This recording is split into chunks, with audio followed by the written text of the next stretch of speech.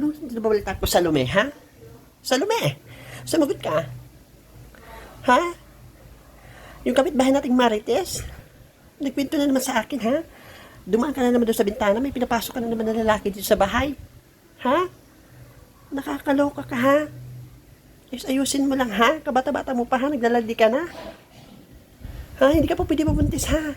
Umayos ka, ha? Makinig ka, ha? Makinig ka. Ha? Nagkakanta ko ba ako kakatrabaho para lang may pakain sa'yo, ha? Ang mamahal pa ng pagkain mo, ha? Tapos, magaganyan-ganyan ka lang? Ha? Nagtsatsaga ako mag-ulam ng ketchup? Samantalang ikaw, pork chop ang ulam mo, ha? Mayos ka. Di pa ako tapos. Makinig ka. Makinig, ha? Makinig ka. Makinig ka, ha? Makinig ka, ha? Bata-bata mo pa, ha? Mayos ka lang, ha?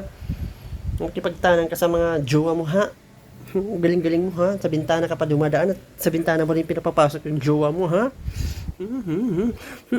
Bibila ko sa'yo, ha? Pasaway ka, ha? Ayos ka, bata-bata mo pa, ha?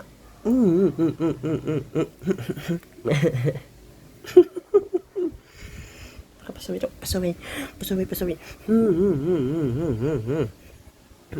Mayos ka, ha?